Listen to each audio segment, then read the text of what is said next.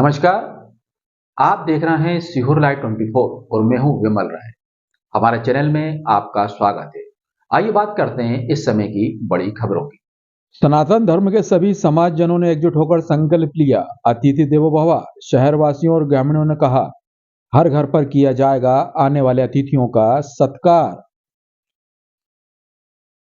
जिला मुख्यालय के समीपस्थ चितावले हैमा स्थित निर्माणाधीन मुरली मनोहर एवं कोवेश्वर महादेव मंदिर में आगामी 7 मार्च से होने वाले 7 दिवसीय रुद्राक्ष महोत्सव शिव महापुराण का आयोजन किया जाएगा।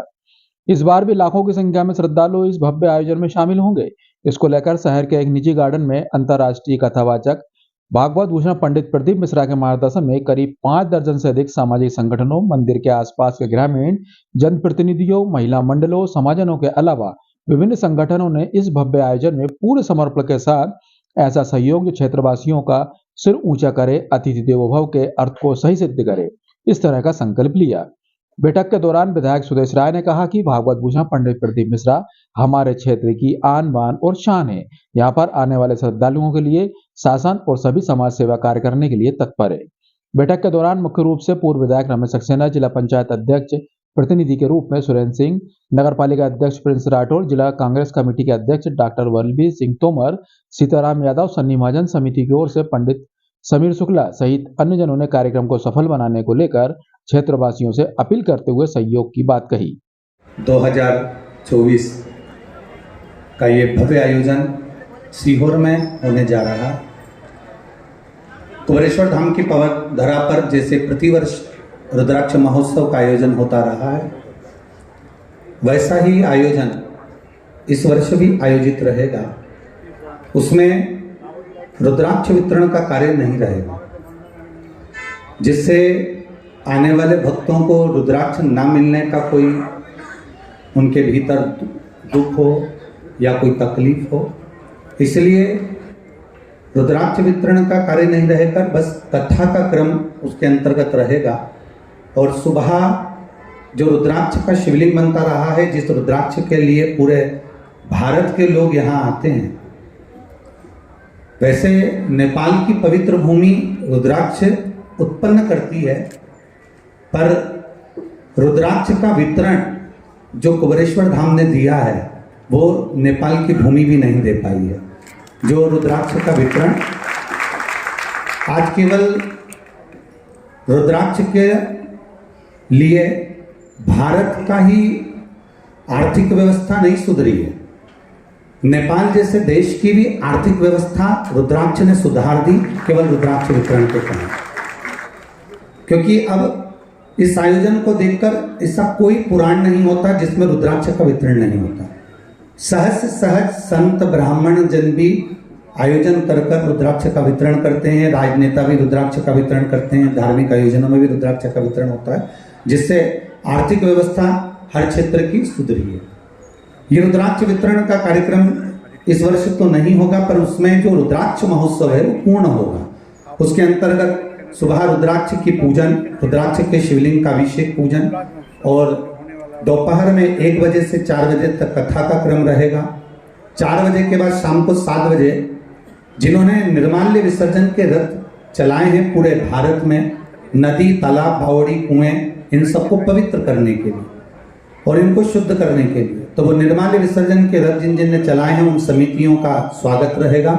साथ में 7 तारीख से 12 तारीख तक, क्योंकि 13 तारीख को कथा का विराम रहेगा तो शाम का फंक्शन नहीं होगा, इसके बीच में विशेष संतों का आगमन, और उसमें ही राम जन्मभूमि, राम जी का जो पूर्व में मंदिर था, उस मंदिर को जो तोड़ा गया और तोड़ने के बाद फिर वापस जो निर्माण हुआ, निर्माण के बाद में जैसा क्रम राम जी महाराज की प्राण प्रतिष्ठा हुई है, ये भारत की एक संस्था इसको प्रदर्शित करती है अपनी भाषा में, जो कि प्रदर्शित करने में इसका प्रसारण स्वयं प्रधानमंत्री जी के ही चैनलों से होता है।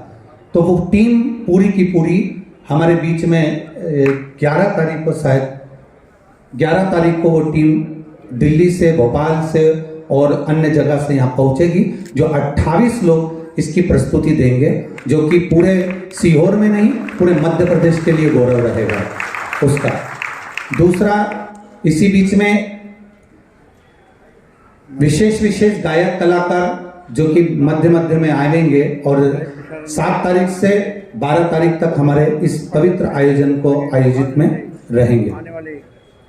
ऐसा शुभ आयोजन जो कुबरेश्वर धाम की पवित्र भूमि पर हमारे बीच में विधायक महोदय जी पधारे हैं, एक बार जोरदार ताली बजाकर उनके लिए स्वागत।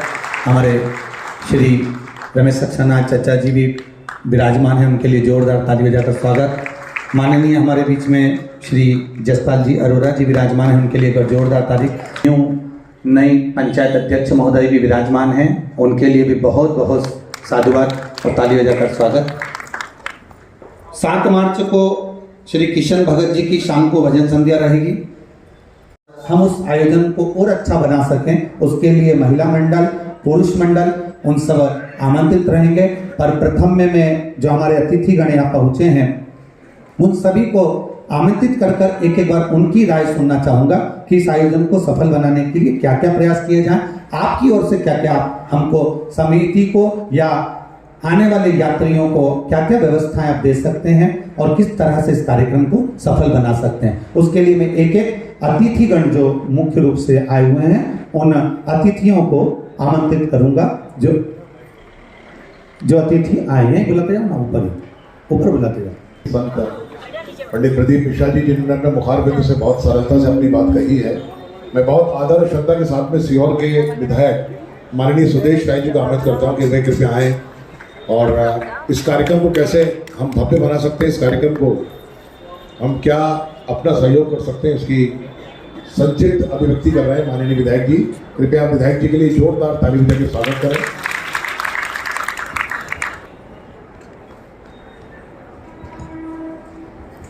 सर्वप्रथम मैं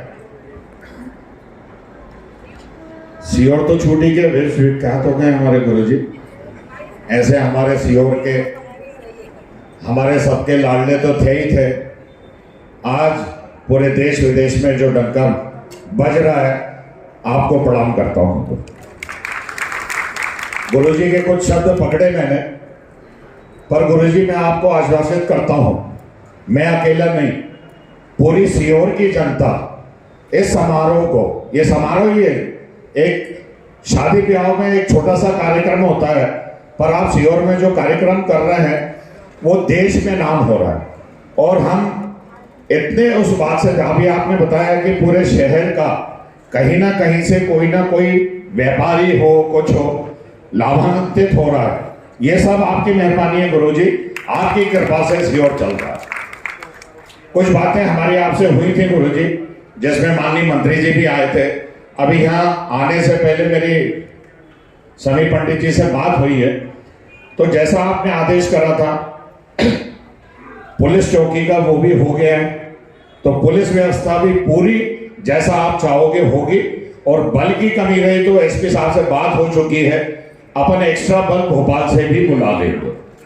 दूसरी बात, सीहोर नगर पालिका के माध्यम से अध्यक्ष जी अभी आए नहीं है, पर वहां से भी पूरी व्यवस्था जितनी जो होती है वो आश्रम पे और पूरे सीहोर के लिए होगी।